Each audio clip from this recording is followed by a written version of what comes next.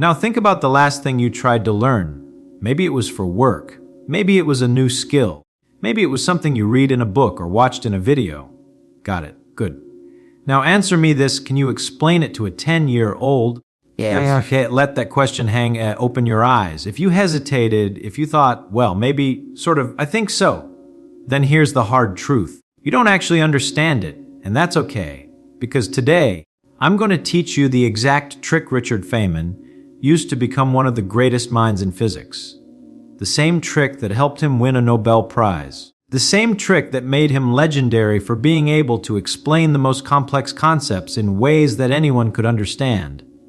And here's the beautiful part. You can use this trick today, right now, on anything. Hey, pause, smile, I know what you're thinking. Another learning hack, another productivity tip, another thing that sounds great but doesn't actually work.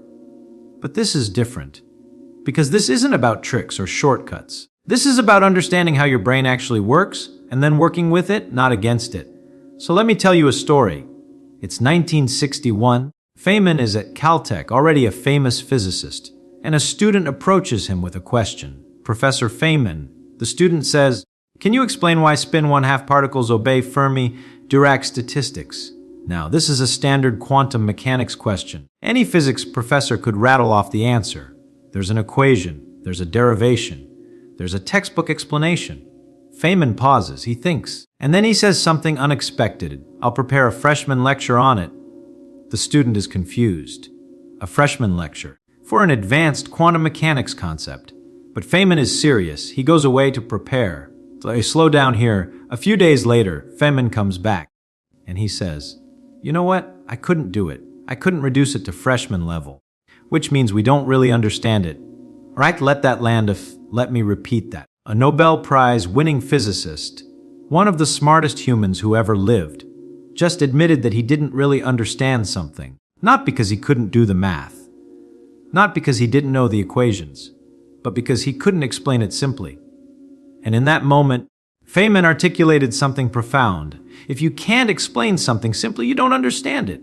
This became his standard, his test, his trick, and it changed everything. I walk across stage. Let me ask you something. How do most people learn? They read something, they highlight it. Maybe they take notes. They tell themselves, okay, I've got it. And then they move on. Or maybe they're more diligent. They read it twice. They make flashcards. They review the material. They memorize key points. And you know what? They still don't understand it. Because here's what nobody tells you: reading is not learning. Memorizing is not understanding. Let me prove it to you. Point to audience eye. How many of you have read a book, gotten to the end and thought, that was great? And then a week later, someone asked you what it was about and you can barely remember. Pause for recognition. Yeah, all of us? Or how many of you have sat through a presentation, nodded along, understood everything in the moment, and then walked out completely unable to explain what you just learned? More recognition. This is the illusion of knowledge, and it's everywhere. Your brain is a lying liar that lies to you. It tells you that you understand things when you don't. It confuses familiarity with comprehension. It mistakes recognition for knowledge. Feynman understood this. He understood that most of what we think we know, we don't actually know. We just know the words. We know the surface. We know enough to fool ourselves, get intense. And this is why people stay stuck. They read all the books. They take all the courses. They consume all the content. And they never actually learn anything because they never test their understanding. They never expose the gaps. They never do the hard work of actually thinking. But Feynman had a solution. All right, let me break this down for you. The Feynman technique. 4 simple steps that will revolutionize the way you learn. Count on fingers. Step 1 and choose a concept you want to learn. Anything, literally anything. Quantum physics, marketing, cooking, relationships. Doesn't matter. Pick something you want to understand. Step 2, teach it to a child. Not actually to a child, though you could. But pretend you're teaching it to a 12-year-old, or your grandmother, or someone who knows absolutely nothing about the topic. And here's the key: use simple language, no jargon, no technical terms, no shortcuts.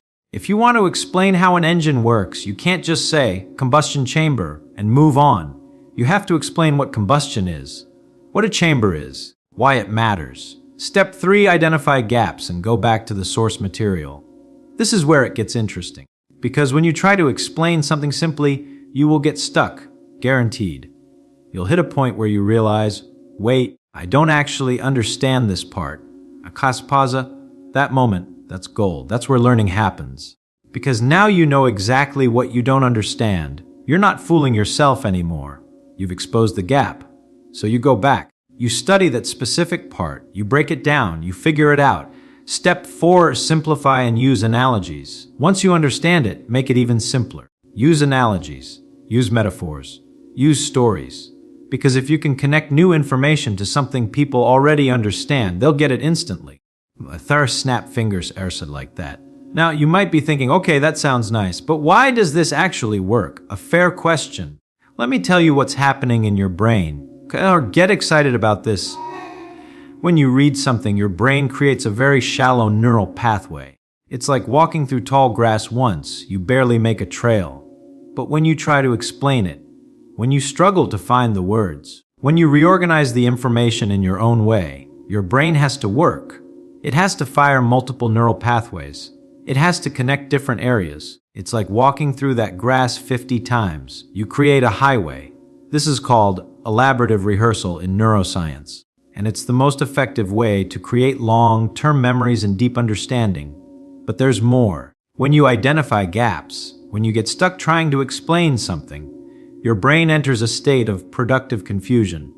And research shows this is actually optimal for learning. Because your brain is like, oh crap, I thought I knew this, but I don't. I need to pay attention now. Lean and Feesen. And here's the really cool part. When you finally figure it out, when you fill that gap and suddenly understand, your brain releases dopamine. You get a hit of pleasure, a reward. Your brain literally rewards you for learning. And what do we do when we get rewarded? We want to do it again.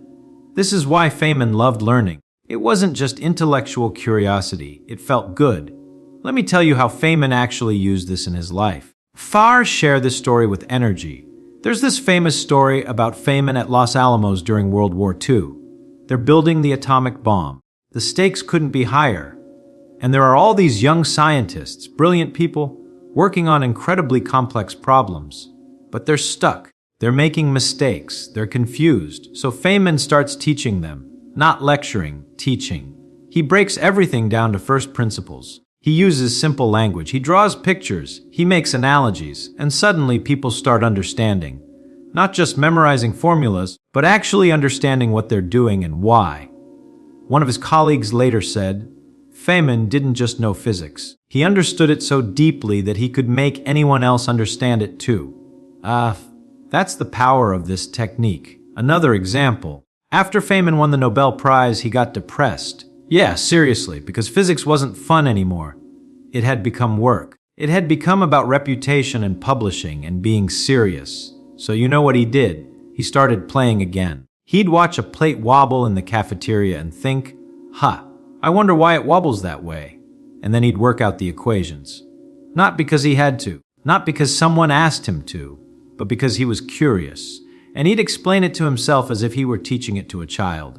Okay, so when the plate spins, the centrifugal force does this, which causes this wobble, which creates this pattern.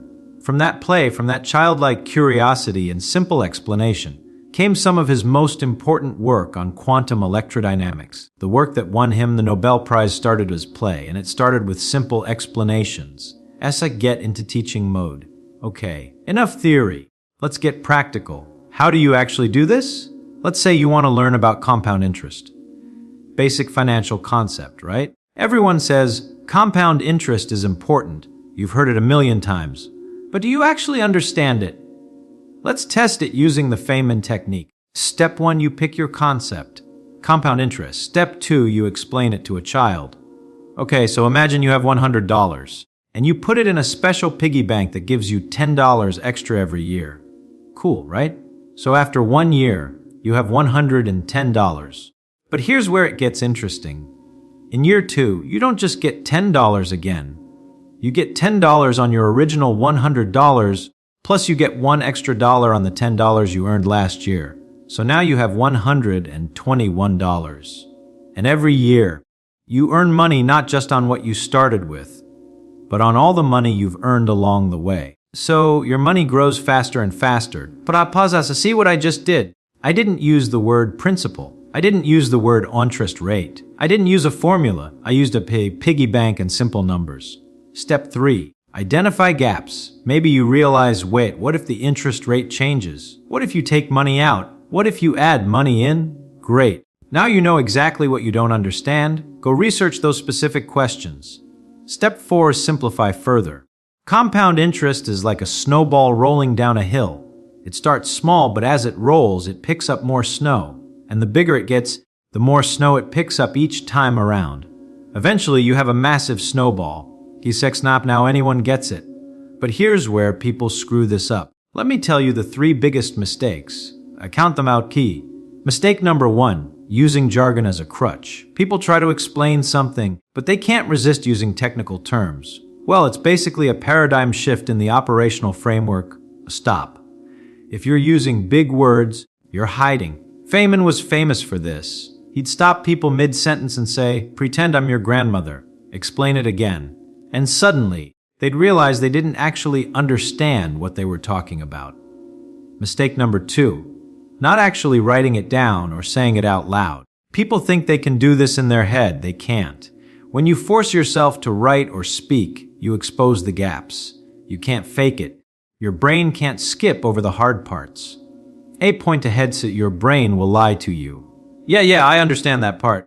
Let's move on. But when you have to write it down or say it out loud, suddenly you're like, wait, I don't actually know what happens next.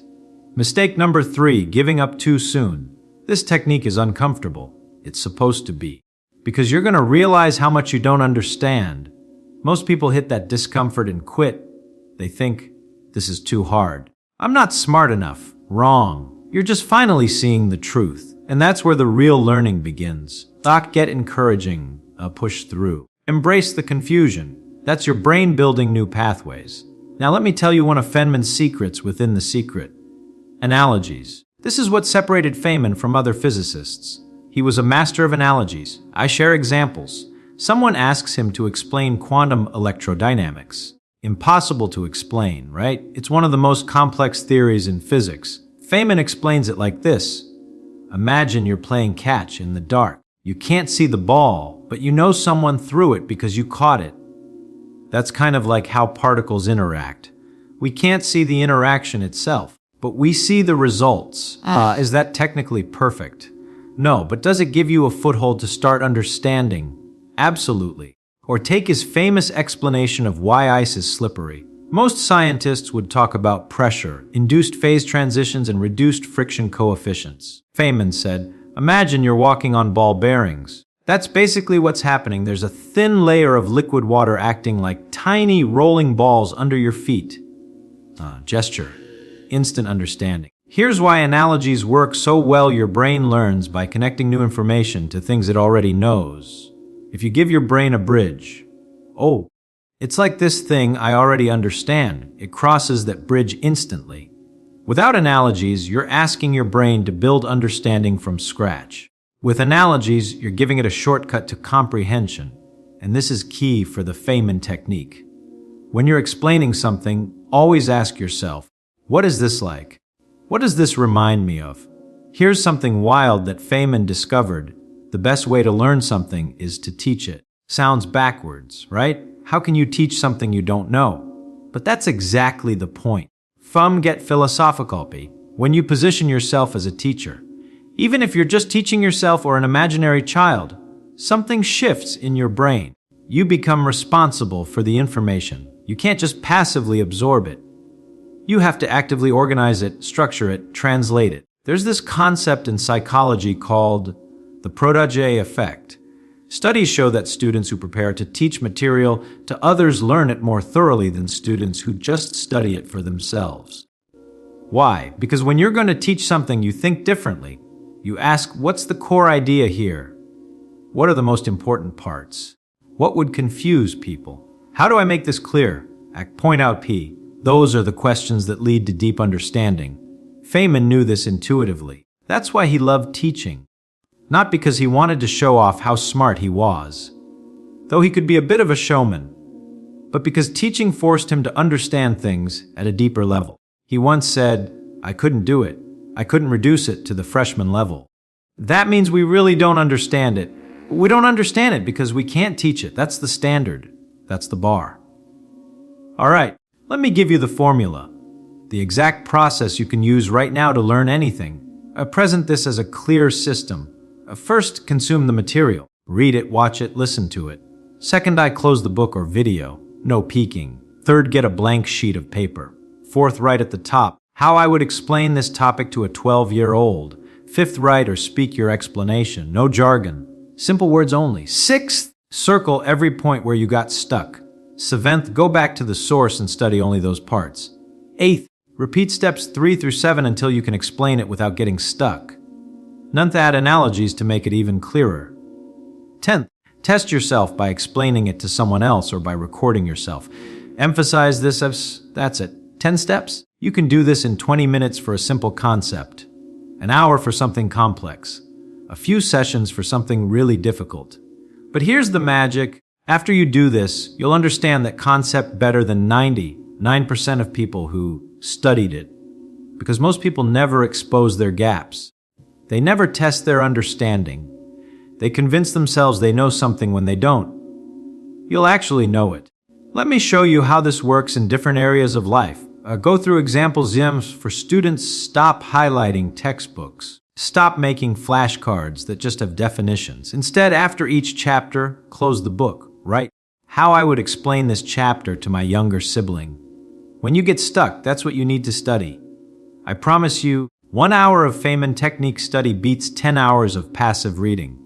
For professionals, after meetings, after reading reports, after training sessions, take 5 minutes. Explain to yourself what you just learned as if you're explaining it to someone outside your industry. This does 2 things. First, you actually retain the information. Second, you'll be able to explain your work to anyone, which makes you incredibly valuable. For creatives, want to understand why certain stories work, why certain designs are effective, why certain music moves people. Use the Feynman technique. Break it down.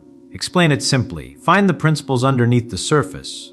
For parents, your kids ask you why the sky is blue. Instead of giving them a complicated answer or brushing them off, use this as a learning opportunity for yourself. Try to explain it simply. If you can't, look it up, learn it, then explain it to them. You'll both learn, and you'll teach them that it's okay not to know something. What matters is the curiosity to find out. Here's where this technique becomes truly powerful. It doesn't just help you learn specific things. It teaches you how to think. Get excited. This is what Feynman really understood. The technique isn't just about memorizing information. It's about developing metacognition, thinking about thinking. Every time you use this technique, you're practicing self-awareness, recognizing what you don't know. You're practicing critical thinking, analyzing and breaking down concepts. You're practicing communication, translating complex ideas. You're practicing pattern recognition, finding analogies and connections. And you're practicing intellectual honesty, admitting gaps in understanding, all pausing. These are the skills that make you genuinely smart. Not knowing a lot of facts, anyone can Google facts. But being able to think clearly, learn quickly, and understand deeply, that's real intelligence. And here's the beautiful part. The more you use this technique, the better you get at it, the faster you identify gaps, the more easily you create analogies, the more naturally you think in first principles. Feynman used this technique for decades, and it became second nature to him. He couldn't help but break things down simply. He couldn't help but question until he understood. It became who he was, and it can become who you are too. So here's what I want you to do right now. Today, direct challenge. Pick one thing. Just one. Something you think you understand but you've never really tested. Maybe it's something from your job. Maybe it's a concept you learned in school. Maybe it's something you read in a book recently. Got it. Now, here's your challenge. Explain it to someone who knows nothing about it. Actually do it. Don't just think about doing it. Find someone, a friend, a family member, a colleague, and explain it to them. Or if you can't do that, write it out. Record yourself. But actually externalize your understanding. Hey, lean in, and here's what's going to happen. You're going to get stuck. You're going to realize you don't understand it as well as you thought. And that moment, that uncomfortable, slightly embarrassing moment, that's when the magic starts. Because now you know exactly what you need to learn. Now you can stop wasting time on things you already understand and focus on the gaps. This is efficient learning. This is smart learning. And this is how Feynman learned, and it's how you can learn too. But let me tell you something deeper, something Feynman understood that goes beyond just learning facts. Get philosophical and slow down, P. This technique isn't just about learning. It's about humility. Every time you use the Feynman technique, you're forced to confront your own ignorance. You're forced to admit what you don't know. And in a world where everyone is pretending to be an expert, where everyone is projecting confidence, even when they're confused, that's radical. Feynman once said, "The first principle is that you must not fool yourself, and you are the easiest person to fool." At pause, we are all fooling ourselves about something. We all have areas where we think we understand, but we don't. We all have beliefs we've never examined. We all have knowledge that's actually just memorized words without understanding. This technique is a tool for intellectual honesty, for seeing yourself clearly, for having the courage to say, "I don't actually understand this." And that courage, that's what separates average minds from great minds. Average minds protect their ego. They pretend to understand. They hide behind jargon and confidence. Great minds protect their understanding. They admit confusion. They expose gaps. They learn. A direct statement, which one do you want to be? Let me leave you with one final story about Feynman. Wire tell this with emotion late in his life. Feynman was battling cancer. He was dying, and he knew it. And someone asked him what he was most proud of in his career. You'd think he'd say the Nobel Prize, or his work on the atomic bomb, or his contributions to quantum physics that changed our understanding of the universe. But you know what he said. He said he was most proud of the Feynman lectures on physics, a series of undergraduate lectures he gave at Caltech, lectures where he took the most complex topics in physics and explained them so clearly, so simply that anyone could understand. Positive. Why? Because those lectures represented what he believed was most important, not just understanding, but sharing that understanding, making knowledge accessible, breaking down barriers between experts and everyone else. He spent years developing those lectures, refining them, simplifying them, making them better, because he believed that if you truly understand something, you can explain it to anyone. And if you can explain it to anyone, you can change the world. ARB, look directly at audience X. That's what this technique is really about. It's not just about making you smarter. It's about making knowledge accessible. It's about breaking down the barriers between experts and normal people. It's about democratizing understanding. There's another layer to this that I need to share with you. Because when you start using this technique regularly, something interesting happens. You start to see the world differently. Walk to the other side of the stage. You stop accepting things at face value. You start questioning more. Not in an annoying, contrarian way, but in a genuine, curious way. Feynman had this quality he couldn't help but ask why. About everything. Why does water swirl down the drain in that direction? Why do mirrors reverse left and right but not up and down? Why do we shake hands as a greeting? Some people thought it was exhausting. His friends would sometimes groan when he started asking questions at dinner parties. But that curiosity, that relentless need to understand, that's what made him brilliant. And here's the thing, you can develop that same quality. The Feynman technique trains you to be curious. Because every time you try to explain something and get stuck, you're training your brain to notice gaps, to ask questions, to dig deeper. Get passionate at this. Changes everything. It changes how you read. It changes how you listen. It changes how you think. You stop being a passive consumer of information and become an active learner. You stop memorizing and start understanding. You stop fooling yourself and start knowing yourself. Let me give you a real example from my own life. I thought I understood how democracy worked. I voted, I read the news, I had opinions about politics. I could talk about checks and balances and separation of powers. But then I tried to explain it using the Feynman technique. I sat down and wrote how I would explain democracy to a 12-year-old, and I got stuck immediately. Why do we have an electoral college? I couldn't explain it without using circular logic. Why is the Senate structured the way it is? I realized I'd never actually thought about it. What's the actual difference between federal and state power? I knew there was a difference, but I couldn't articulate it clearly. It was humbling. Here I was a grown adult with political opinions, and I couldn't explain the basics of my own government system. So I went back. I studied. Not everything, just the specific parts where I got stuck. And then I tried again. And you know what? Now I actually understand democracy. Not perfectly, but genuinely. I can explain it to anyone. And more importantly, my political opinions are now based on actual understanding, not just inherited beliefs or media talking points. That's the power of this technique. It forces you to be honest about what you know versus what you think you know. Shift ton, a now. I want to address something that might be bothering some of you. You might be thinking, this sounds great, but I don't have time. I'm busy. I've got work, family responsibilities. I get it, we're all busy. But here's the thing, this technique doesn't take more time.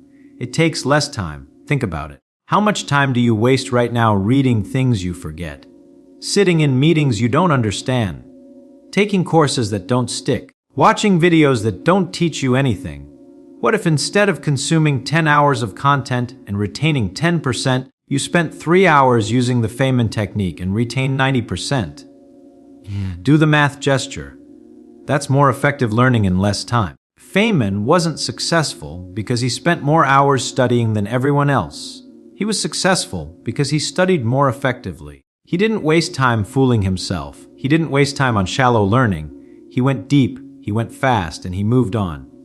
And here's another secret. Once you get good at this technique, it becomes fast. Really fast. When Feynman encountered a new concept, he could break it down in his head almost instantly. He'd automatically ask, how would I explain this to a kid?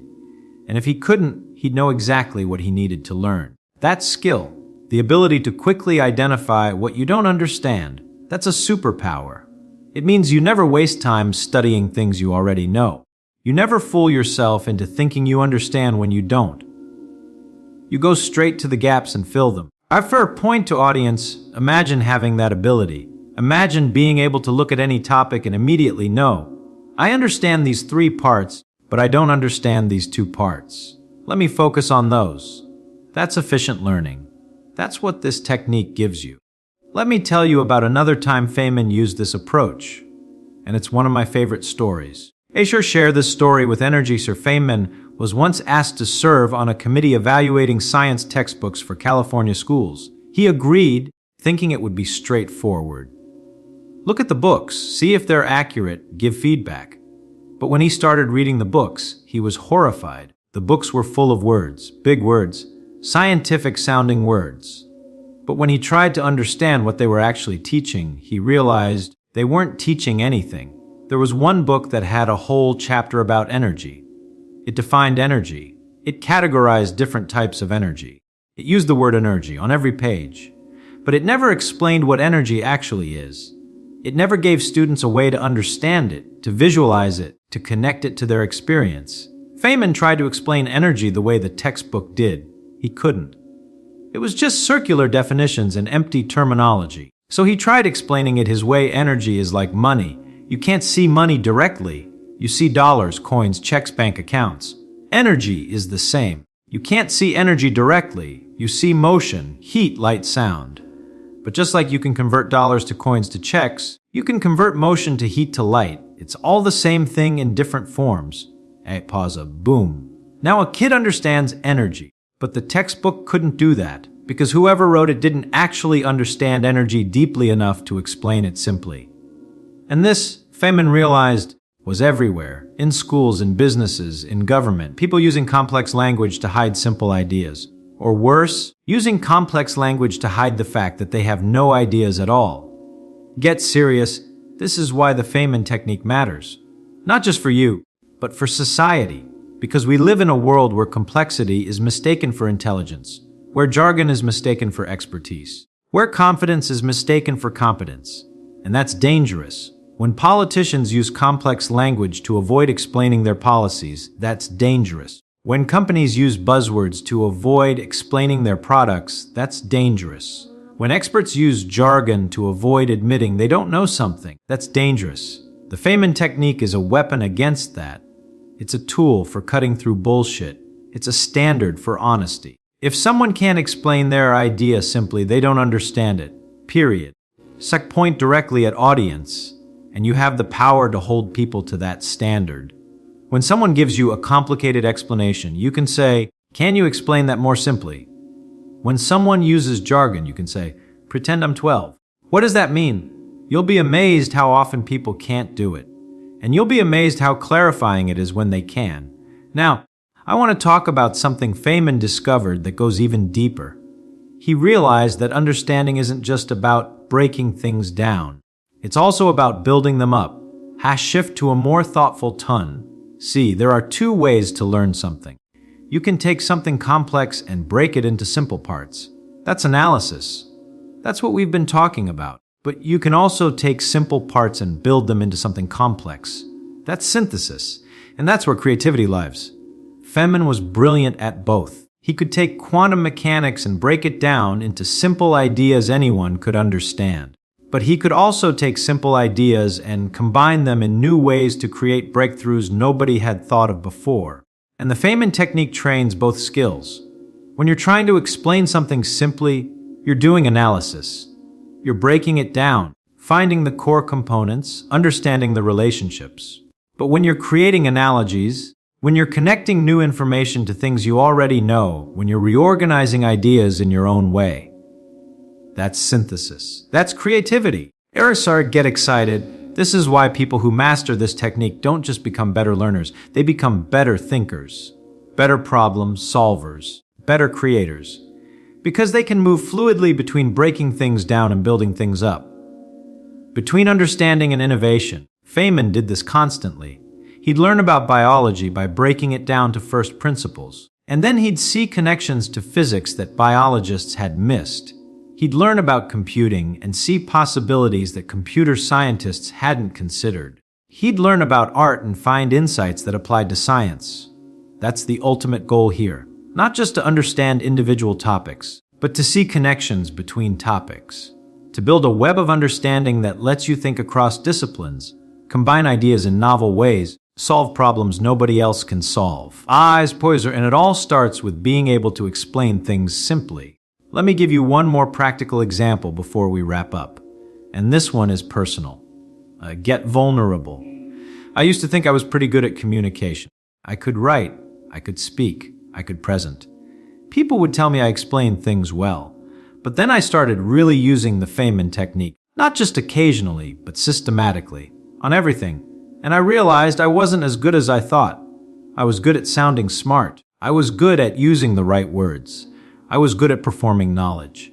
But when I tried to explain complex topics to actual 12-year-olds, I struggled. When I tried to explain my work to my family, they didn't get it.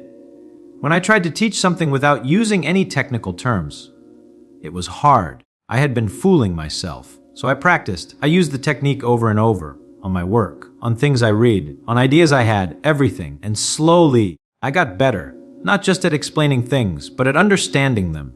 My thinking became clearer. My work became better. My conversations became deeper. Look at audience ease. And here's what I want you to understand. If you're not regularly testing your understanding by trying to explain things simply, you're probably fooling yourself too. We all are. It's human nature. But you can change that today, right now. All you have to do is commit to using this technique. Not once, not occasionally, but as a regular practice. Every time you learn something new, explain it simply. Every time you think you understand something, test that understanding by teaching it. Every time you hear complex language, challenge it by asking for simple explanation. Make it a habit. Make it a standard. Make it who you are. So here's what I want you to remember. Or slow down. Make this powerful. You are capable of understanding anything, literally anything, if you're willing to do the work, if you're willing to break it down, if you're willing to expose your gaps and fill them. The Feynman technique isn't magic. It's just a systematic way of doing what great learners have always done. Question, simplify, and test understanding. But it works. God, does it work. I've seen it transform students who were failing into students who excel. I've seen it help professionals master new skills in a fraction of the usual time. I've seen it give people confidence they never had before, because they genuinely understand things now instead of just memorizing them. And I know it can work for you too. I found a final challenge. So here's my challenge to you. One more time, use this technique once. Just once. On one topic. See what happens. Pick something you think you understand. It doesn't have to be complex. It doesn't have to be important. Just something. And then sit down with a blank piece of paper. Write at the top how I would explain this to a 12-year-old, and write or speak or record yourself. Whatever works for you. And when you get stuck, and you will get stuck, don't give up. That's where the learning is. Go back to the source. Figure out that specific part. And try again. Do this for 20 minutes. That's all. 20 minutes. I promise you, those 20 minutes will teach you more about learning than a semester of traditional study. And maybe, just maybe, it will change the way you approach learning forever. Of our smile, because that's what happened to Feynman. He discovered this approach early in his life, and it became his superpower. It's why he could master any topic he set his mind to. It's why he could explain the most complex concepts to anyone. It's why he won a Nobel Prize. Not because he was born smarter than everyone else, but because he learned how to learn. And now you know his secret. I walk to center stage a thank you. F and beat A and hey, if this resonated with you, if you're excited to start learning like Feynman learned, do me a favor, like this video and subscribe to the Mind of Richard Feynman channel. Because we're just getting started. There's so much more to explore about how Feynman thought, how he learned, how he approached problems that everyone else thought were impossible. We're going to dive into his other techniques, his approach to problem solving, his strategies for staying curious, his methods for thinking clearly. Join us. Let's learn together. Let's think together. Let's become the kind of people who don't just consume information, but truly understand it. What if the greatest obstacle to mastering anything isn't lack of talent, time, or resources? What if it's something far more subtle, a trap built into the very way most people think about learning itself? A peculiar phenomenon that happens when someone believes they understand something. The mind relaxes. It stops questioning. It moves on. And yet, if you were to ask that person to explain what they just learned in their own words, without relying on the exact phrases from the textbook, something remarkable happens. The supposed understanding crumbles. The words are there, but the meaning isn't. This isn't a flaw in intelligence, it's a flaw in method. And it's everywhere. Walk into any classroom, rarely anywhere people are trying to learn difficult material, and you'll see the same pattern repeating endlessly. Someone reads a chapter. They nod along, make sense as they flow past. They might even highlight the important parts, underline key phrases, perhaps write notes in the margins. They close the book feeling satisfied. They've put in the time. But something crucial hasn't happened. The information has entered through the eyes, but it hasn't transformed into understanding. The difference between these two states, having information versus having understanding, is everything. One is fragile, temporary, easily forgotten. The other is robust, permanent, full. One makes you dependent on references and memory. The other makes you unstoppable. Here's what usually happens. People treat their minds like filing cabinets. They take information and try to store it away neatly, labeled and organized. This seems logical. After all, that's what we're told to do. Read carefully. Pay attention. The important points. But the mind doesn't work like a filing cabinet. It works like a network, a vast web of connections where ideas link to other ideas. Understanding one thing depends on understanding its relationship to everything else. When someone reads a physics textbook and memorizes that force equals mass times acceleration, they have information. When they can look at a child pushing a toy car across a floor and see that equation in action, when they can predict what happens when the child pushes harder or when they switch to a heavier car, they can explain why a baseball requires more force to throw than a ping pong ball at the same speed. That's understanding. Between these two states is where most learning fails, and there's a mental trick, a way of thinking, that bridges that gap completely. The trick isn't complicated, it requires something most people actively avoid: difficulty, not the fake difficulty of reading the same page 20 times until the words blur together. Comfortable difficulty of writing out notes in increasingly neat handwriting. Real difficulty, the difficulty of confrontation with your own confusion. Here's how it works. Take whatever you're trying to learn and pretend you need to teach it to someone who knows nothing about the subject. Not just review it for them. Actually teach it. Explain it from the ground up. Use simple words. Draw pictures if you need to. And here's the crucial part. Do this without looking at your books or notes. What happens next is revelation. Within seconds, you'll hit a wall. Something you thought you understood will suddenly seem fuzzy. A concept that seemed clear when you read it will resist explanation. You'll reach for technical terms because you can't explain the actual mechanism. You'll realize that you know what something is called, but not what it actually is. This moment, this uncomfortable moment of discovering what you don't know, is the most valuable moment in learning. Most people run from it. They quickly flip back to their textbook to find the right words, the correct phrasing, anything to smooth over the rough patch. But that's exactly backwards. Patch is a signpost pointing directly at what you need to work on. The mind has a fascinating property. It can hold information in two completely different ways. There's the surface layer, fragile, word-dependent, context-bound. This is where most information lives after a typical study session. It's enough to recognize the right answer on a test, especially if the test uses similar wording to the textbook. But it vanishes quickly and provides no real power. There's the deep layer, robust, flexible, context-independent. Information stored here doesn't just sit passively. It actively connects to everything else. It can be accessed from multiple angles. It can be applied to new situations. It survives years of non-use. This is the kind of knowledge that makes someone truly capable. The mental trick that makes you unstoppable is simply this: force everything into that deep layer. Never settle for the surface. And the forcing mechanism is explanation. When you try to explain something in simple terms, you're not just reviewing it, you're testing it. Place where your explanation stumbles is a place where your understanding is shallow. Every concept you can't explain without using jargon is a concept you don't truly grasp. The mind can fake understanding when it's just reading. It cannot fake understanding when it's forced to construct an explanation from scratch. What happens in the brain when you read versus when you explain? Reading is passive. The author has done the work of organizing ideas, choosing words, constructing sentences. Follows along, and if the writing is clear enough, following along feels like understanding. But it's borrowed understanding. You're riding in someone else's vehicle. Explaining is active. You must build the structure yourself. You must decide what comes first, what depends on what, which details matter, and which are distractions.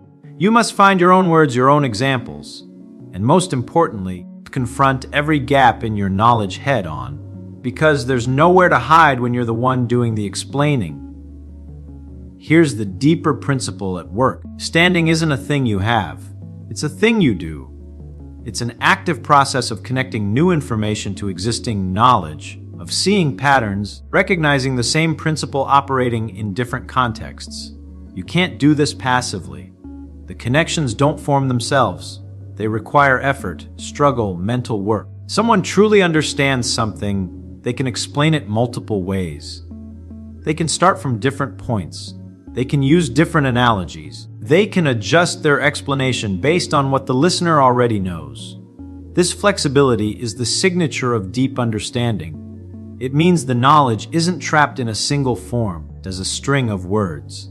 It's been decomposed into its fundamental components and can be reassembled in whatever form the situation requires. Consider how this works with something as basic as why the sky is blue. Most people who've heard the explanation can tell you it has something to do with light scattering, surface knowledge, but ask them to explain it without using the word scattering, and many would struggle. Ask them why it isn't violet, since violet has even shorter wavelengths. Most would have no answer. Ask them to draw a diagram showing what's actually happening to the light, and you'd see the understanding fall apart. Imagine someone who's forced themselves to truly understand this. They could explain it using analogies, maybe comparing it to how small obstacles affect waves in water differently than large ones. They could explain why sunsets are red using the same principle. They could predict what the sky would look like on a planet with a different atmosphere. Answer unexpected questions because they understand the mechanism, not just the label. This is what the mental trick produces. Not memorized answers, actual comprehension that can adapt to any question. The method extends beyond individual concepts.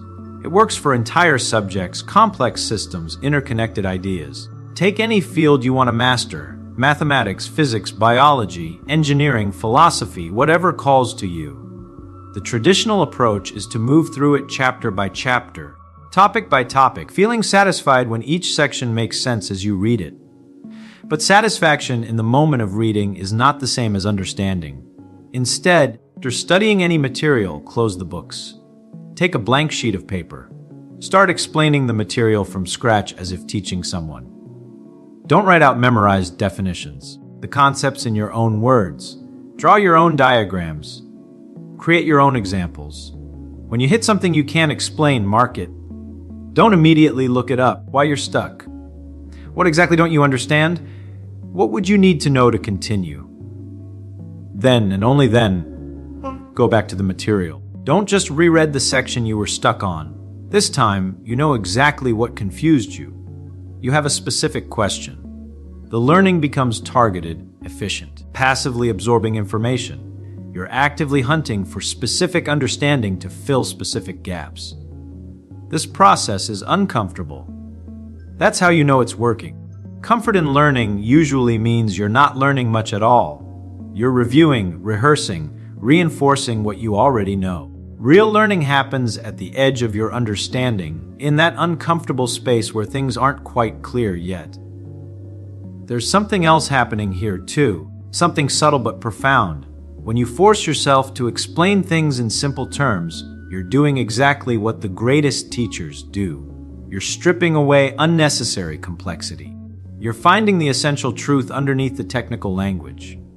Often, the technical language is needed for precision, but if you can't first explain the idea simply, the technical precision is meaningless. The brain naturally seeks patterns and connections. But it needs help. It needs to be forced to make those connections explicit. When you read that energy is conserved, that's a fact. When you explain why a pendulum swings back and forth, connecting the conversion between potential and kinetic energy, showing how this same principle explains why a roller coaster works, objects drop from the same height hit the ground at the same time regardless of their mass. Now you're building a web of understanding. The concept stops being an isolated fact and becomes a tool for understanding the world. This is why some people seem to learn so much faster than others. It's not that they're smarter. It's that they're learning differently. They're not collecting facts. They're building structures of understanding. Each new piece of knowledge connects to the structure, strengthening it, making it more useful.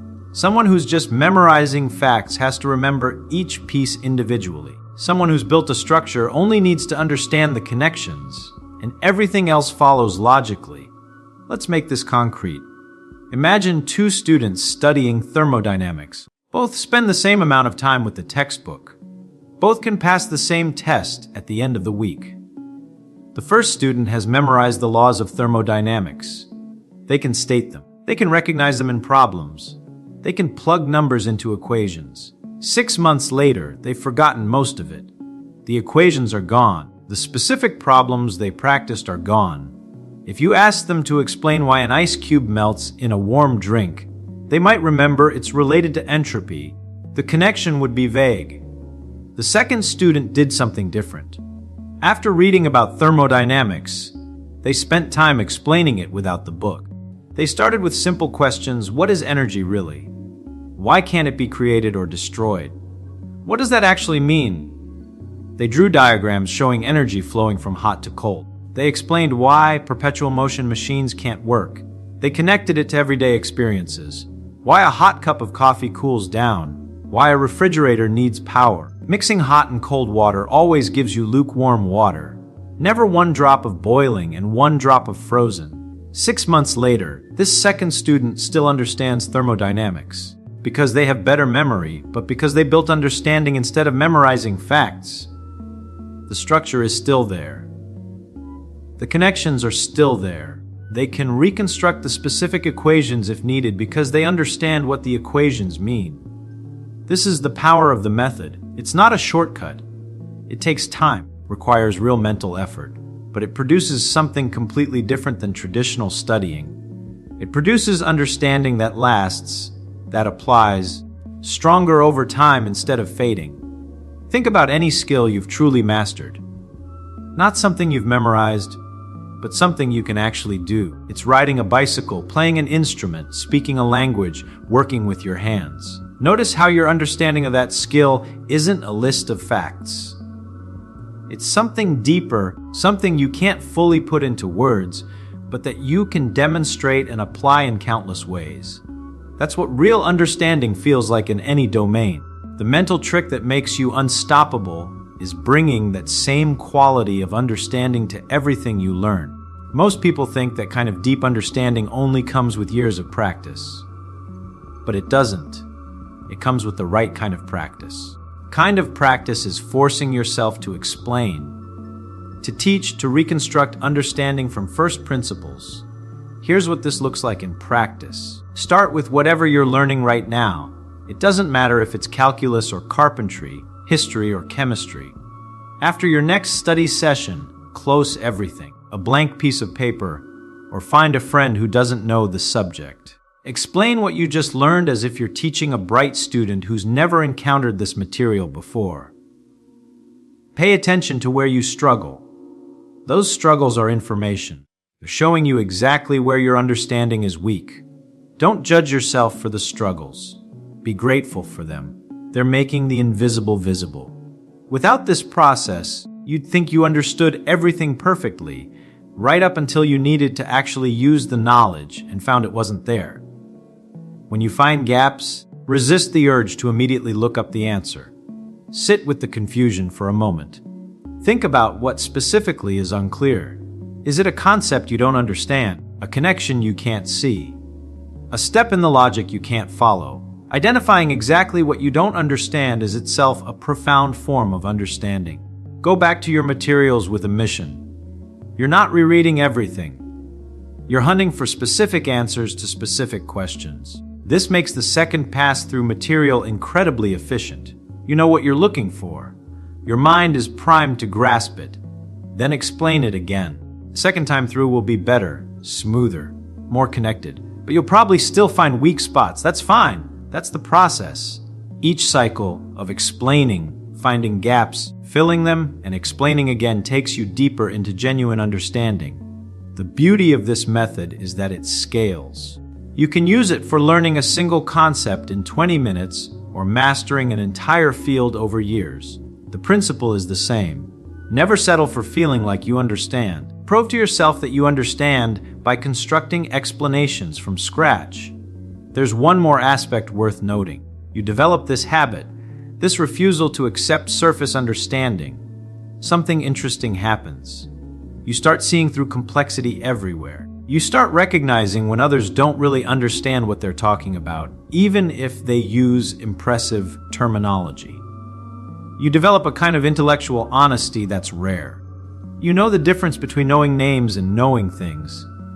This makes you formidable, not because you know more facts than others, but because what you do know, you truly know. You can apply it, you can extend it, you can explain it, you can build on it. Your knowledge isn't dead weight you're carrying around. It's a living tool you can use to understand new things, solve new problems, see connections others miss. The mind is capable of extraordinary things, but it needs the right method. It needs to be pushed beyond passive reception into active reconstruction. It needs to confront its own confusion honestly. It needs to build structures of understanding rather than accumulate piles of facts. This is the hidden mental trick that makes you unstoppable. Not positive thinking, not motivation, harder or longer. Simply this: never accept that you understand something until you can explain it in simple terms without reference materials. Every time you study, Time you learn every time you encounter something new. Close the books and see if you can teach it. The discomfort you feel is understanding being forged in your mind. The gaps you discover are opportunities. The effort required is what transforms information into knowledge, knowledge into understanding, and understanding into capability. If there's one thing worth taking from this, it's this: stop reading to feel informed. Start explaining to become capable. The difference between those two states is the difference between someone who's heard about things and someone who actually understands them. And in any field, at any level, difference is everything. There's a pattern hiding in plain sight that most people miss completely when they're trying to learn something new. It's not about working harder or spending more hours with your nose buried in a book. It's about understanding how the mind actually builds knowledge versus how we've been taught to think it works. The difference is extraordinary. One approach leaves you frustrated, forgetting everything within days. Makes ideas stick permanently, almost effortlessly. And the strange part, most people spend their entire lives using the first method. Why learning feels like such a struggle? Here's what typically happens when someone decides to learn something. They open a textbook, start reading from page 1, try to absorb everything in order. They highlight passages, they take notes, they reread the same material multiple times. Then, test day arrives, or when they actually need to use what they learned, they discover that most of it has evaporated from their mind like water on hot pavement. Sound familiar? This isn't a personal failing. This is what happens when you approach learning the way most educational systems have conditioned us to approach it. We've been trained to treat knowledge like filling a container, pouring information in until it's full. But the mind doesn't work that way. It never has. The mind builds connections. It creates networks. It links new information to existing understanding through active reconstruction, not passive absorption. When you simply read and reread, asking your brain to memorize without giving it the structure it needs to actually understand. And without understanding, there's nothing for the memory to anchor to. The last time you really learned something that stayed with you permanently, not memorized for a test and forgotten, truly learned. Chances are, you didn't learn it by reading the same explanation over and over. You learned it by wrestling with it, by trying to use it before you fully understood it, making mistakes and correcting them, by explaining it to someone else, even if that someone was just yourself talking out loud. This is the pattern. The mind learns by doing the work of reconstruction, not by passively receiving information. Every time you force yourself to recall something without looking at the source, every time you try to explain a concept in your own words, every time you attempt to solve a problem before checking the answer, engaging the exact mechanism that makes learning permanent. But we resist this.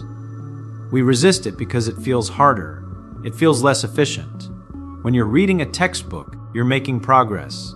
The pages turn. The material looks familiar. You get that comfortable sensation of recognition. But recognition isn't understanding. Recognition is just your mind saying, yes, I've seen these symbols before. That's not the same as being able to reconstruct the idea from scratch. Here's the fundamental principle that changes everything. Your mind doesn't store information like a filing cabinet stores folders. It stores the ability to regenerate ideas. Think about how you remember a song. You don't store every note in some mental database. You store the pattern, and your mind regenerates the melody when you need it. Learning works the same way. When you try to recall something, when you struggle to regenerate an idea without looking at your notes, brain strengthens the pathways that allow you to reconstruct that knowledge. The struggle isn't a sign that the method isn't working. The struggle is the method working. Feeling of difficulty, that mental strain when you're trying to remember or work something out, that's your brain building the exact pathways you need. Now, most people make a critical mistake. They feel that difficulty and think they're not ready. They think they need to study more before testing themselves. So they go back to rereading, reviewing, going over the material again and again until it feels comfortable. But by doing this, avoiding the very process that creates real learning, The brain needs resistance to build strength, just like muscles need resistance to grow. You're reading material for the third time, and it all seems obvious. You're not learning. You're experiencing the illusion of competence. The material seems clear because you're looking right at it. But close the book and watch how quickly that clarity evaporates. What you want to do instead is close the book much earlier than feels comfortable. Before you think you're ready, try to write out the main ideas from memory. Not word for word, in your own understanding. If you can't do it, that's not failure. That's information. That's your mind showing you exactly where the gaps are. And those gaps are valuable. They tell you what to focus on. Then, after you've struggled with it, after you've tried and perhaps failed to reconstruct the idea, that's when you go back to the material. Your mind is ready to learn. Now you have specific questions. Now you're not just passively reading. You're actively filling in gaps that you've already identified. The difference in retention is dramatic. This applies to everything: mathematics, physics, language, history, anything. The method is always the same: engage with the material actively, not passively. Force yourself to generate answers rather than recognize them. Build the knowledge rather than try to store it.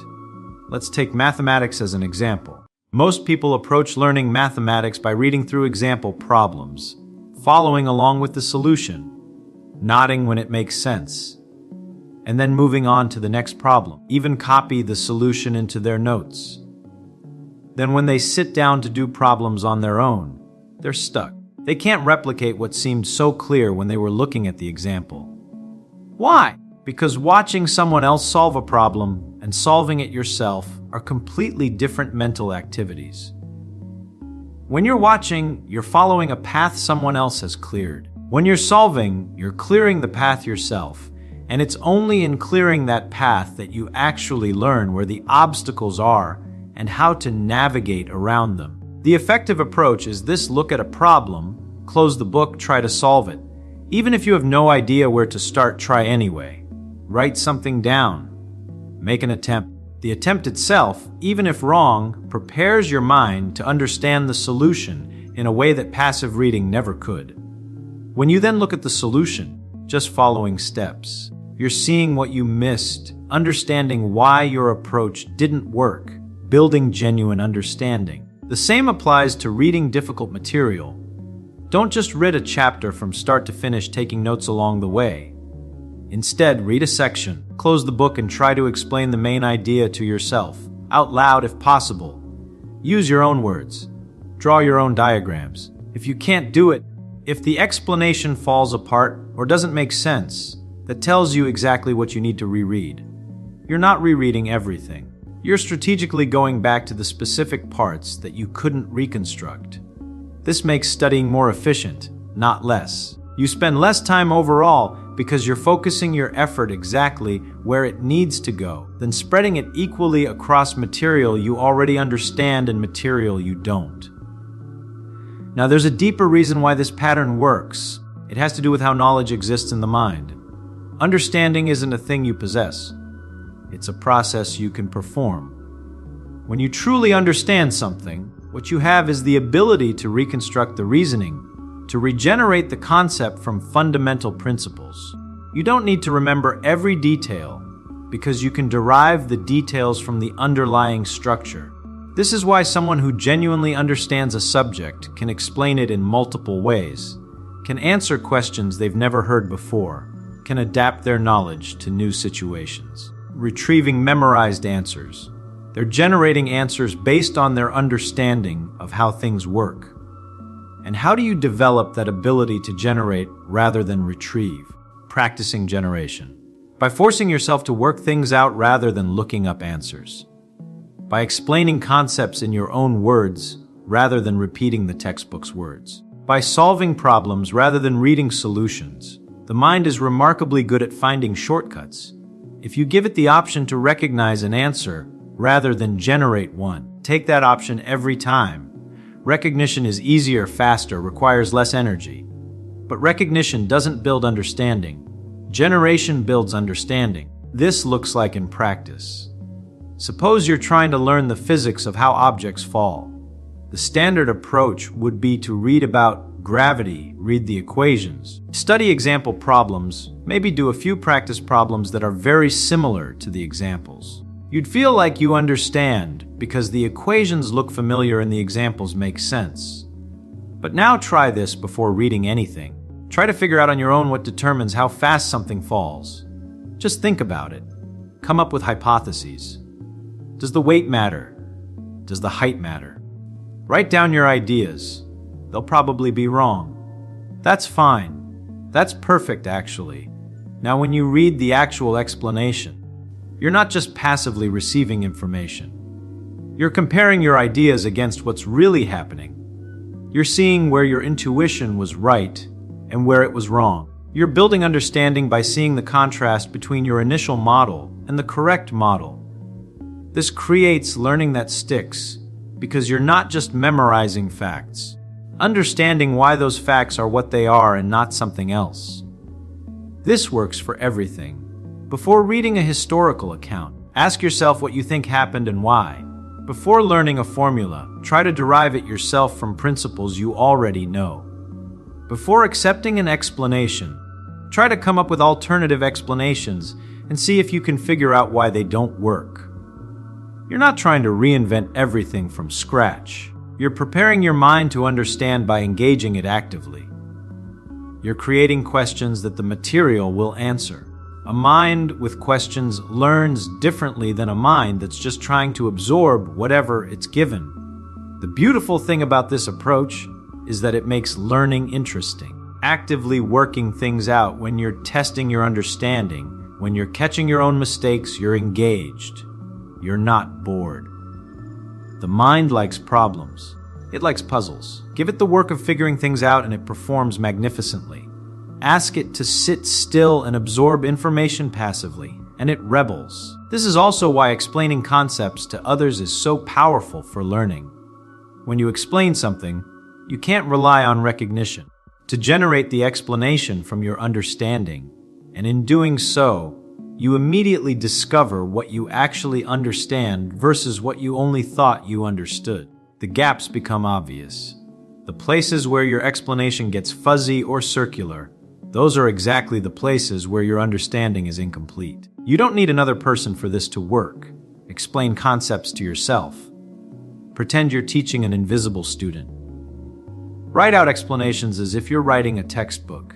The act of putting understanding into words, into your own words, forces a kind of mental clarity that passive reading never demands.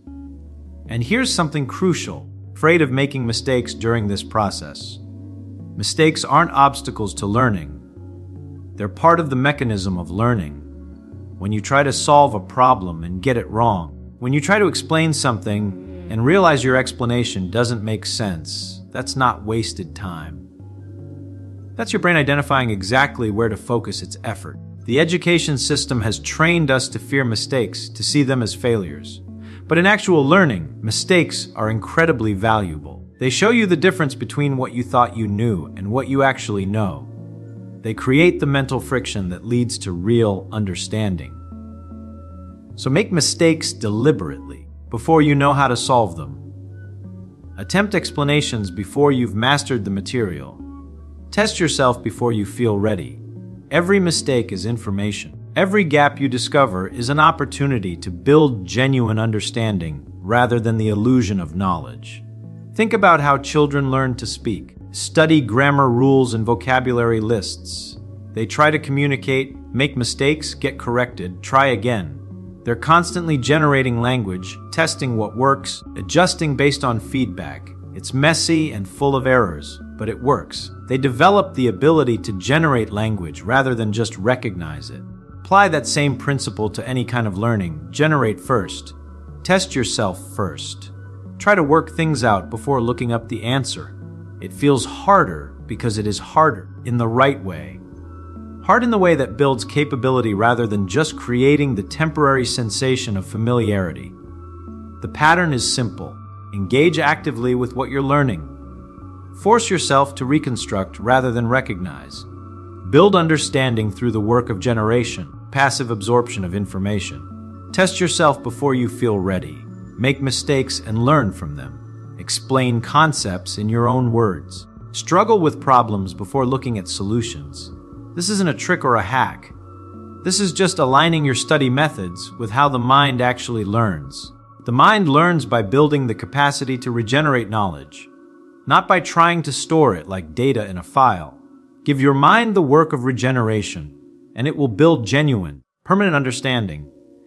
Everything you truly know, you know, because at some point you did the work of figuring it out, of working through it, of making it your own. That's the only way knowledge becomes real, not by reading about it, not by recognizing it, by generating it yourself from your own understanding in your own mind. That's the pattern. Use it and watch what happens to everything you try to learn. When someone says they need to be more productive, what they usually mean is that they've lost control of their own attention. The real problem is never productivity. The real problem is cognitive indiscipline, the inability to decide what truly deserves mental energy. An undisciplined mind confuses movement with progress. It acts before understanding, collects endless tasks, reacts to every stimulus, and calls that work. But work without direction isn't productivity, it's noise. And the more noise there is, the less clarity you have. In neuroscience, this is known as cognitive hyperactivity, a brain processing more information than it can organize. The result is exhaustion, and ironically, a deep sense of unproductivity. Discipline, in contrast, is a form of mental engineering. It's the deliberate act of limiting what enters your mind so you can preserve your ability to think. To be disciplined is to choose focus before action, and every choice is also an exclusion. Saying yes to one thing means saying no to everything else. A disciplined brain works like a filter. It cuts out useless input, prioritizes the essential, and saves neural energy. That's not a metaphor, that's physiology. The prefrontal cortex, the part of your brain responsible for focus and decision-making, consumes enormous energy. The more irrelevant decisions you make, the faster it burns out, and the harder it becomes to make the right one. That's why disciplined people appear calm. Not because they have more time, but because their brain wastes less energy fixing mistakes born from hurry. An undisciplined mind is always reacting. A disciplined mind is always directing. And the difference between reacting and directing is what separates effort from results. Have you noticed how the brain hates silence? When there's no stimulus, it creates one. When there's no urgency, it invents it. That's how the restless mind is born. A system that craves speed when it actually needs precision. Hurry is a biological reflex, not a rational choice. It comes from the same mechanism that once saved our ancestors from danger. What was useful for escaping predators has now become mental sabotage. The modern brain lives in a constant state of alert, surrounded by notifications, sounds, and microstimuli. Every phone buzz is treated as urgent, even when it isn't. And the more stimuli, the more dopamine. More dopamine, more urgency. More urgency, less clarity. That's where discipline starts to disappear. Because discipline is the ability to hold a steady intention in the presence of distractions. But an overstimulated brain loses that ability. It acts by reflex, not by decision. Neuroscience calls this dopaminergic hyperactivation. The brain starts chasing constant rewards like a radar, addicted to novelty. It becomes used to stimulation, not focus, and focus is the first thing that dies in a restless mind. Disciplined people don't have more willpower. They have less internal noise. They create conditions for the brain to think, not just react. That's why the first step toward discipline isn't doing more. It's reducing the number of stimuli that control you. A brain that reacts all the time will never command anything, and the difference between reacting and commanding is what determines the destiny of a mind. Popular culture turned willpower into a kind of superpower. If you want it badly enough, you can do it. But neuroscience is clear. Wanting is not power, it's only intention. And intention without structure is unstable. One of the most famous experiments on this was conducted at Case Western Reserve University. Researchers divided people into two groups. One group could eat the cookies on the table. The other had to resist and eat only radishes. After that, everyone was given an impossible logic puzzle to solve. The result? The group that had resisted the cookies gave up much faster. They weren't less intelligent. They had simply depleted their self-control. Willpower is like a muscle. The more you use it, the faster it tires. That explains why disciplined people seem to have more energy. They don't waste willpower on small decisions. They design their environment and routines so that the right action happens naturally. That's the key to true discipline. It's not about resisting temptation. It's about preventing it from appearing in the first place. The brain doesn't win what it must fight every day. It wins what it no longer has to face. Willpower is a scarce resource. Discipline is the system that protects it. That's why people who try to change only with motivation always fail. Because motivation is emotion, and emotion is volatile.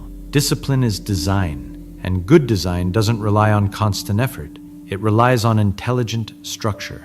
If you want to turn this idea into action, the first step is to stop relying on willpower and start designing your own system. The brain doesn't respect promises, it respects patterns. That means you have to replace daily decisions with fixed structures. Don't say, "I'll try to wake up early tomorrow." Say, "I'll wake up at 6, and my phone will sleep in another room." That way you remove the negotiation before it even begins. Apply this principle to everything. If you want to eat better, don't wait to resist hunger. Organize your fridge so the right choice is the easiest one. If you want to study, define the exact time and place it will happen every day. Keep both constant. The brain learns through context. When the body recognizes a pattern, it switches to automatic mode. The secret is to reduce the number of decisions you need to make. The fewer choices your brain has to process, the more energy it has left to execute. That's what separates a disciplined person from a tired one. The disciplined don't constantly wonder what they should do. They simply follow the system they built. So stop trying to be strong.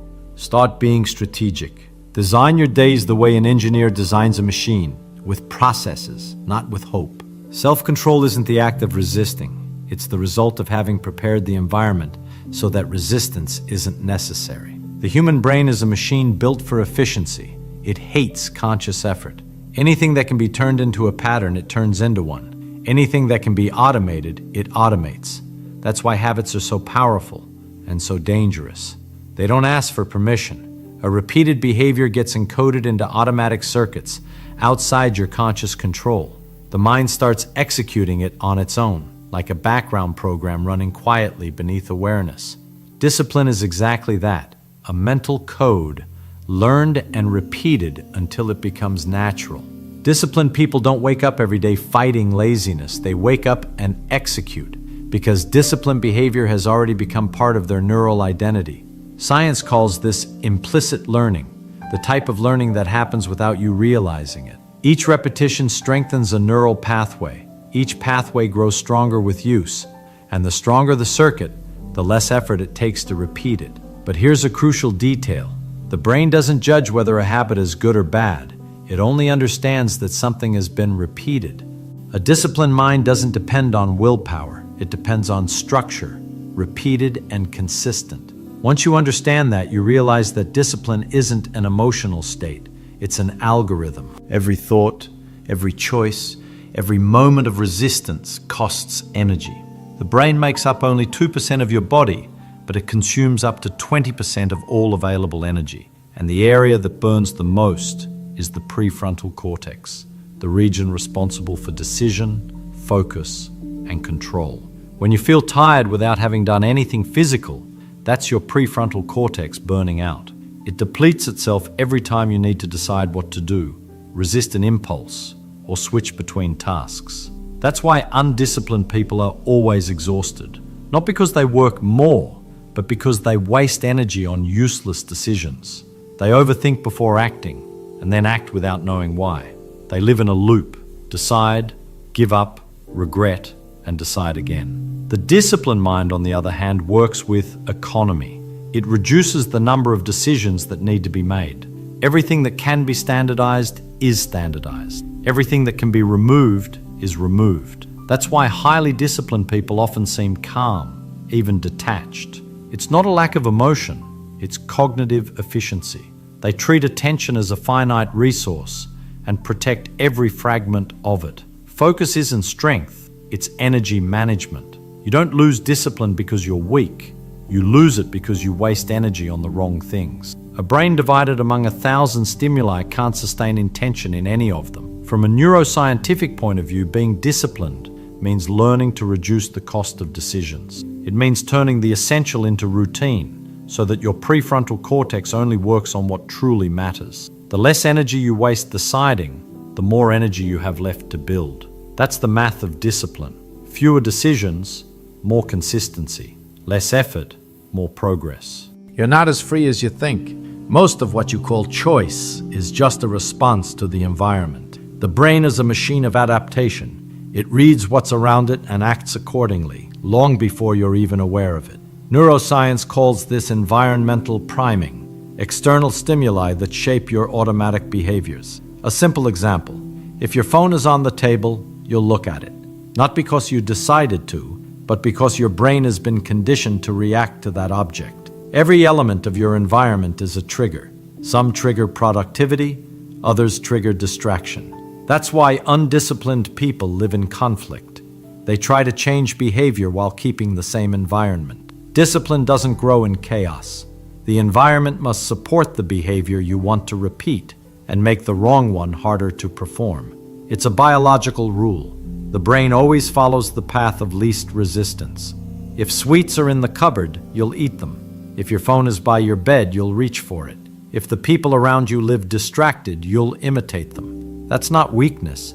It's social neuroplasticity. You become a reflection of your surroundings. The disciplined person understands this and acts like an engineer. They design the environment before depending on willpower. They remove the wrong triggers and position the right ones. They keep visible what they want to remember and out of reach what they want to forget. If you want to build discipline, the first step is to physically clean the space where you live and work. Look around you. Everything that doesn't contribute to the kind of person you want to become has to go. Objects, noises, distractions, people, all of them are environmental code, and your brain is reading that code constantly. Every single element around you is a silent instruction. Start with the place where you work or study. Remove the excess. The brain thinks more clearly when the environment communicates order. Then look at where you sleep. Your room should signal rest, not stimulation. If your phone is your biggest enemy, keep it out of physical reach before you go to bed. The brain needs real barriers to respect real limits. At the same time, reposition the triggers that help you. If you want to read more, keep the book visible. If you want to exercise, set out your workout clothes the night before. If you want to wake up early, put your alarm clock far from the bed. That forces your body to act before your mind starts negotiating with laziness. Don't rely on willpower. Rely on design. You don't need to be stronger than your distractions. You need to be smarter than them. Create environments that push the right behavior forward and make the wrong one inconvenient. When the environment changes, behavior changes. And when behavior changes, identity begins to take a new shape.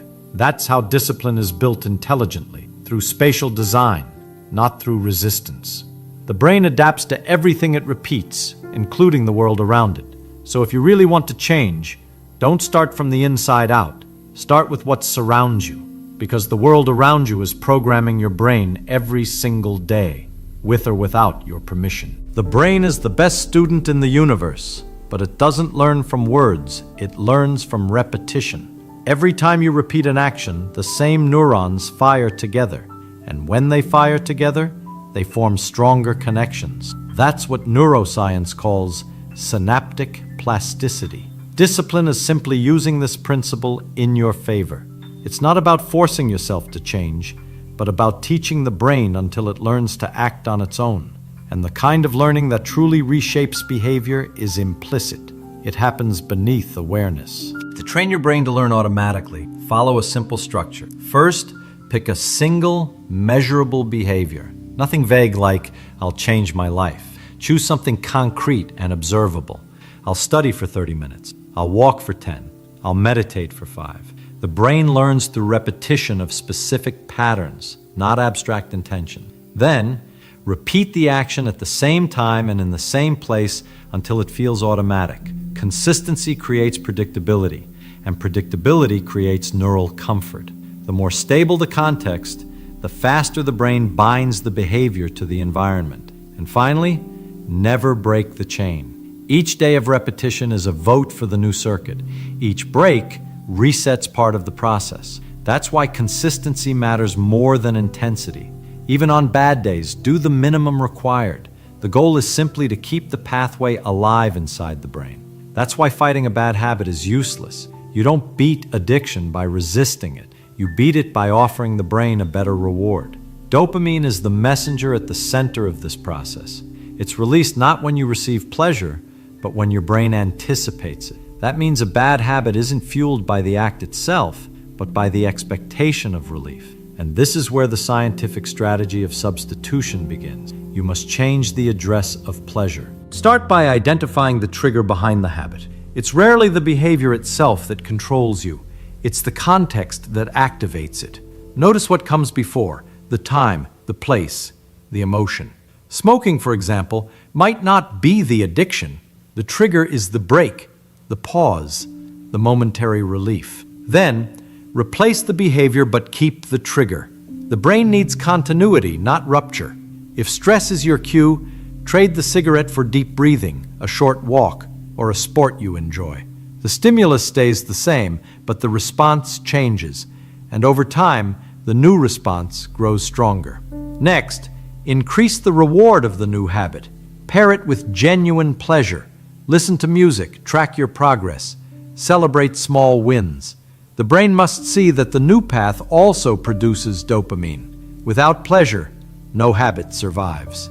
And finally, remove access to the old circuit. As long as the old stimulus is nearby, the brain will return to it. The environment must support the new route. Temptation should never be within reach. With time, the new behavior starts to bring the same relief the old one did. Dopamine moves to a new address, and when that happens, the brain understands. This is the new pattern. Substitution is the most intelligent form of discipline because it works with the brain, not against it. You don't have to fight your impulses. You need to redirect them. You can have the sharpest mind in the world, but if the body is unregulated, discipline won't last. The brain is a physical organ, and its ability to make decisions depends on the chemistry that fuels it. That's why sleep and biological rhythm are as essential as focus. During deep sleep, the brain performs two critical functions. It consolidates recent learning and habits, and it restores the prefrontal cortex, the center of self-control. Sleeping poorly is like starting the day with the handbrake on. You can still move, but every decision takes twice the effort. That's why tired people are more impulsive.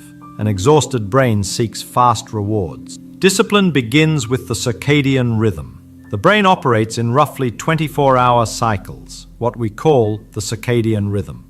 Within that rhythm, hormones like melatonin, cortisol, and dopamine rise and fall naturally, defining periods of energy, focus, and rest.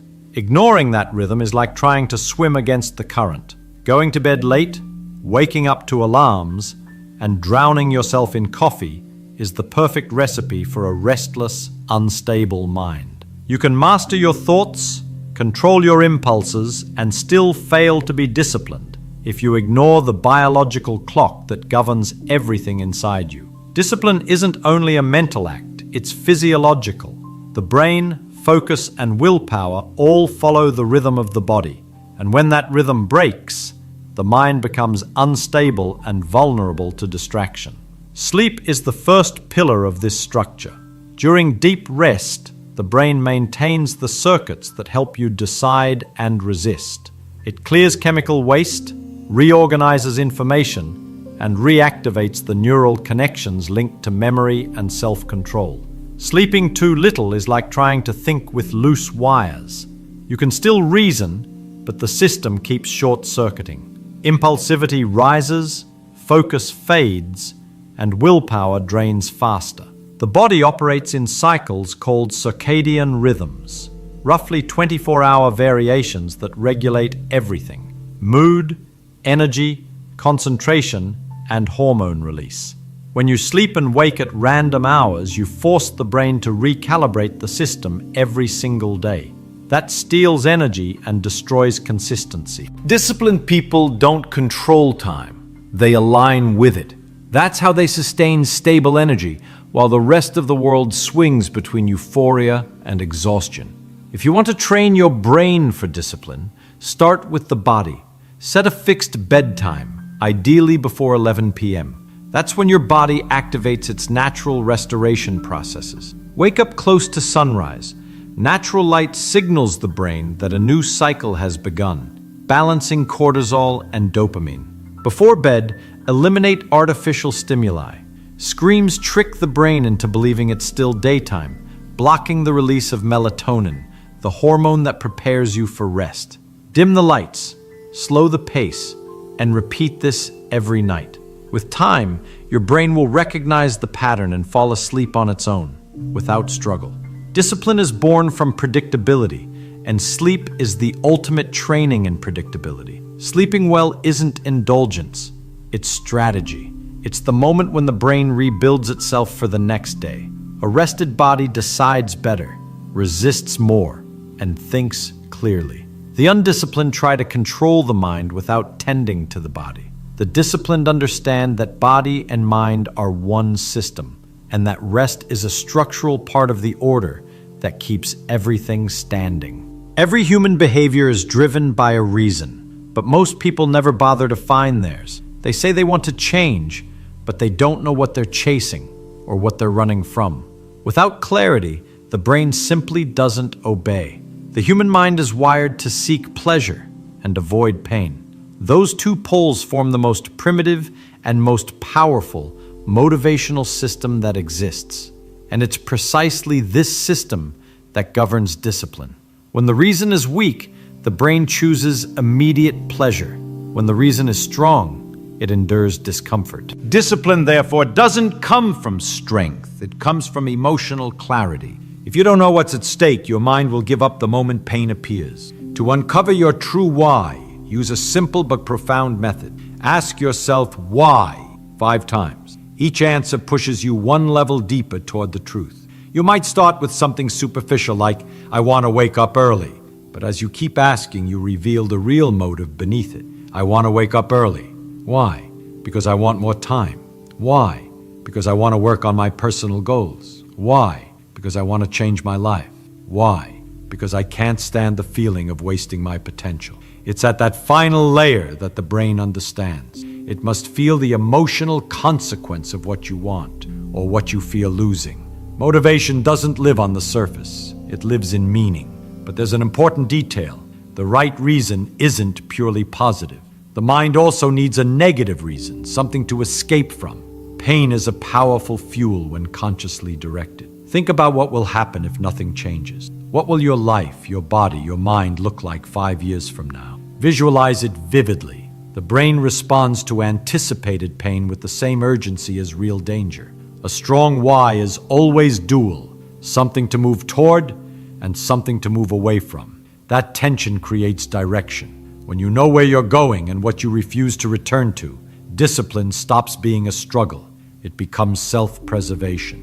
You don't maintain a habit because you're strong. You maintain it because you've understood the cost of quitting. The brain obeys the most emotionally real reason, and when the reason is true, the behavior becomes inevitable.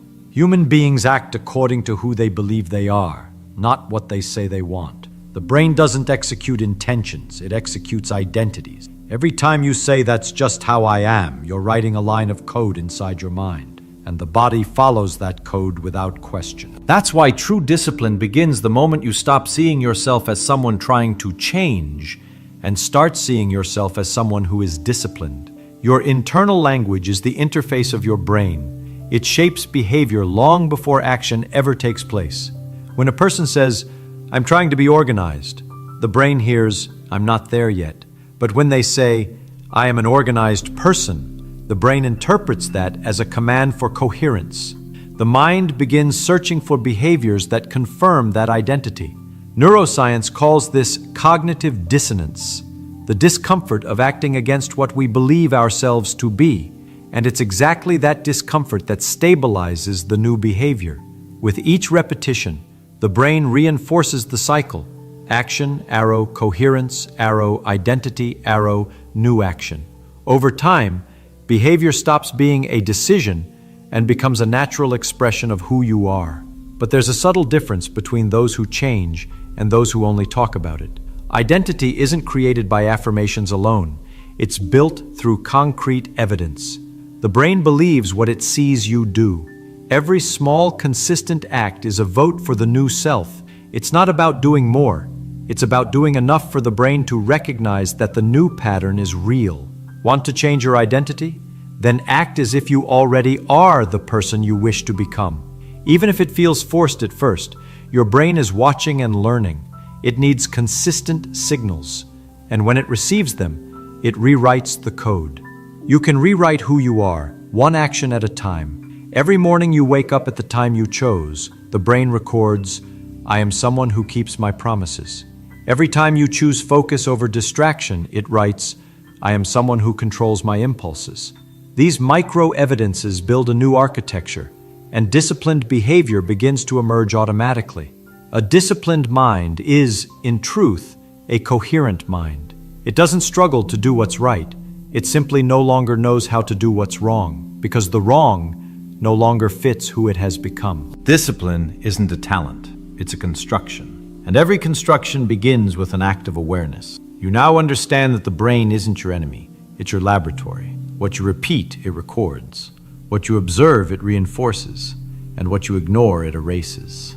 The mind is not a prison, it's a learning machine waiting for clear commands. But here's a truth few are willing to face. No one will save you from indiscipline. No mentor, book, or technique can replace the moment you finally decide to act. Transformation is solitary, because the brain only changes when you force it to, through repetition of the right behavior, even without motivation, even without desire. That's where real strength is born. You no longer need to believe that discipline is suffering. It's simply the natural consequence of a well-trained system, a well-cared-for brain, a body in rhythm, a clear purpose, and a coherent identity. That's all it takes for the right behavior to become inevitable.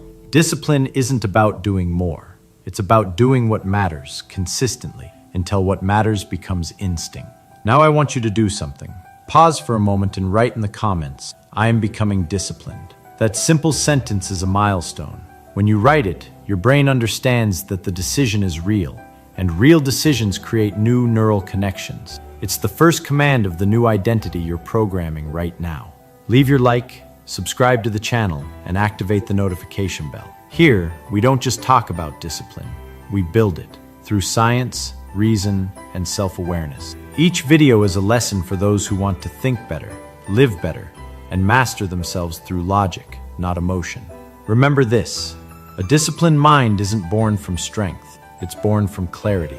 You don't conquer chaos by fighting it. You conquer it by building order within yourself.